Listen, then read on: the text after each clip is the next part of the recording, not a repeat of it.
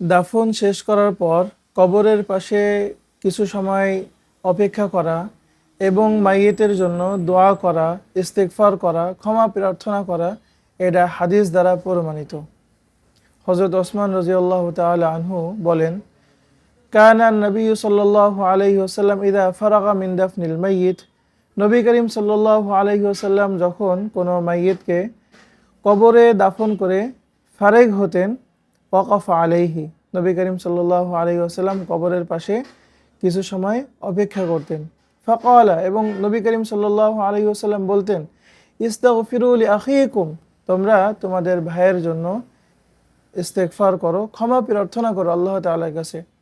ওয়াসালু লাহু তাসাব্বুতা, এবং তোমাদের ভাইয়ের জন্য একটু তাসাব্বুত তথা সওয়াল জবাব যেন খুব ভালোভাবে দৃঢ়তার সাথে দিতে পারে, নির্ভুলভাবে যেন সওয়াল জবাব দিতে পারে, সেই জন্য আল্লাহ তাআলার কাছে দোয়া করো। ফাইন্নাহুল আন ইউসআলু, কেননা এখনই তাকে প্রশ্ন করা হবে, ফেরেশতা এখনই তাকে প্রশ্ন করবেন।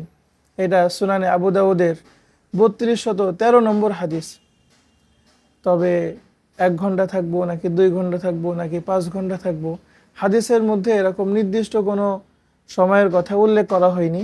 এই জন্য আমরা আমাদের মুনাসিব সময় মতো আমরা সেখানে থাকতে পারি, দোয়া করতে পারি এবং আন্তরিকভাবে আমরা দোয়া করব।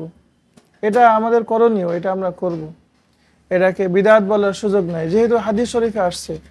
এটাকে যদি কেউ বিদআত বলে, এটা একটা মূর্খতা হবে, এটা অন্যায় হবে। আল্লাহ তাআলা আমাদেরকে সহিহ বুঝ দান করেন।